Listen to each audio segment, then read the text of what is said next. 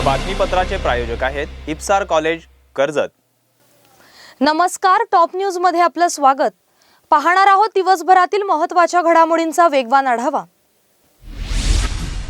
गेल्या काही वर्षांपासून काँग्रेसचे ज्येष्ठ नेते आणि माजी केंद्रीय गृहमंत्री सुशीलकुमार शिंदे हे राजकारणाच्या मुख्य प्रवाहातून बाजूला झालेले दिसतात, तर स्वतःच्या पक्षातील चुका ते खुलेआम सांगतात।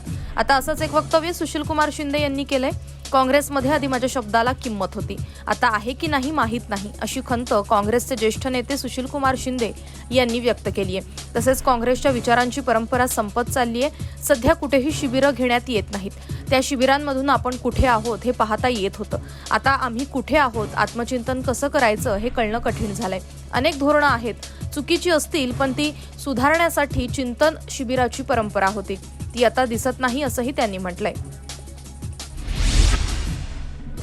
घरोघरी लसीकरणासंदर्भात राज्य सरकारनं मंगळवारी उच्च न्यायालयात प्रतिज्ञापत्र सादर केलं होतं। या लसीकरणासाठी केंद्र सरकारनं परवानगी देणं आवश्यक असल्याचं राज्य सरकारनं म्हटलं होतं। त्यावर उच्च न्यायालयानं नाराजी व्यक्त केली आहे। ज्येष्ठ नागरिक, विकलांग आणि अंथरुणावर खिळलेल्या व्यक्तींचे घरोघरी जाऊन लसीकरण करण्यासाठी केंद्र सरकारच्या परवानगीची आवश्यकता का लागते, असा सवाल उच्च न्यायालयानं राज्य सरकारला केलाय। राज्य सरकारला केंद्र सरकारच्या परवानगीची आवश्यकता का लागते, हा राज्य सरकारचा विषय आहे। केंद्र सरकारकडून परवानगी घेतल्यानंतरच राज्य सरकार सर्व कामं करतं का? जम्मू काश्मीर, केरळ, बिहार, झारखंड या राज्यांनी केंद्र सरकारची परवानगी घेतली होती का, असे प्रश्न मुख्य न्यायाधीश दीपांकर दत्ता आणि न्यायाधीश गिरीश कुलकर्णी यांच्या खंडपीठानं सरकारला केलेत। येत्या 3 महिन्यात ओबीसींना आरक्षण नाही मिळवून दिलं तर राजकारणातून संन्यास घेईल, असं विरोधी पक्षनेते आणि माजी मुख्यमंत्री देवेंद्र फडणवीस यांनी म्हटलं होतं। फडणवीसांनी एक प्रकारे ठाकरे सरकारला आव्हान दिल्यासारखं आहे। यावरून शिवसेनेचे नेते भास्कर जाधव यांनी फडणवीसांवर टीकास्त्र सोडले। राज्यावर कोणतंही संकट आलं तर सर्वजण पक्षीय राजकारण बाजूला ठेवून एकत्र येतात आणि संकटांचा सामना करतात। मात्र 2 वर्षात देवेंद्र फडणवीस यांनी फक्त त्रास देण्याचं काम केलंय।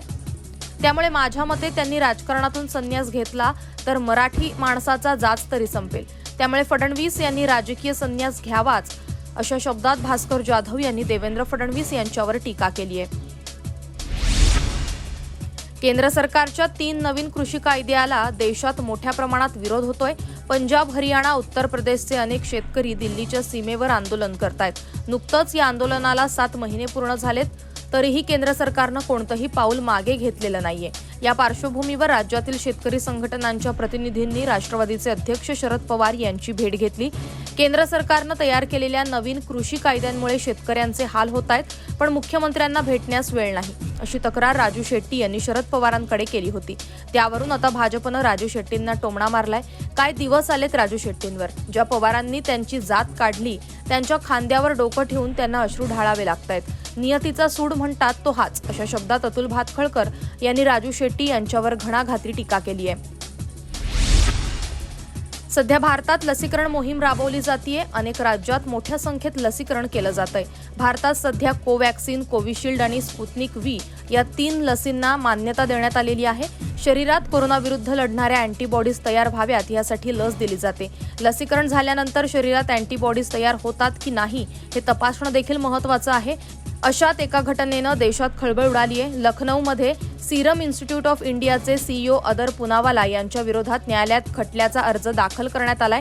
सीरमची कोरोना वॅक्सिन कोविशिल्ड घेऊनही शरीरात अँटीबॉडीज तयार न झाल्यानं हा अर्ज दाखल करण्यात आलाय। वकील प्रतापचंद्र यांनी अदर पुनावाला यांच्या विरोधात न्यायालयात खटला दाखल केलाय। त्यानंतर अदर पुनावाला यांच्या अडचणीत वाढ होण्याची शक्यता आहे।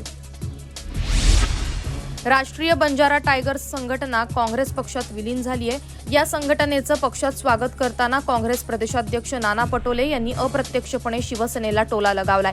टायगर म्हणजेच वाघ आता काँग्रेसमय झालाय, असे पटोले यांनी म्हटले आणि लोकांमध्ये होशा पिकला।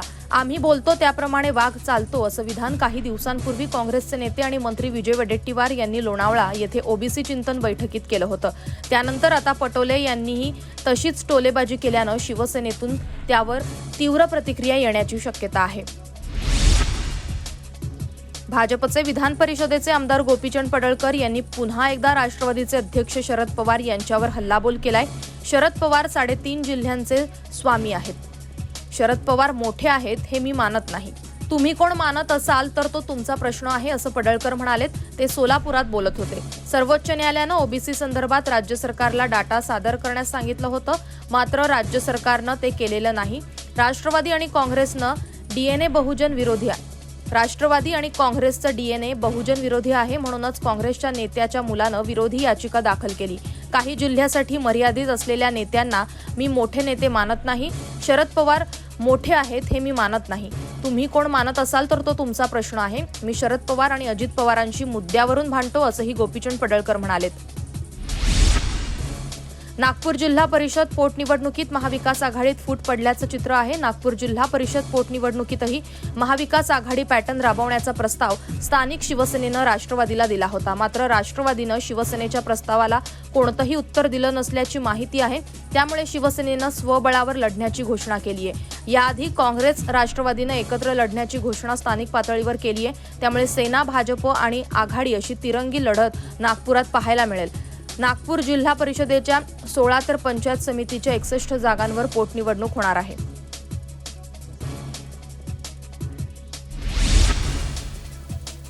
तर हा होता दिवसभरातील महत्त्वाच्या घडामोडींचा वेगवान आढावा.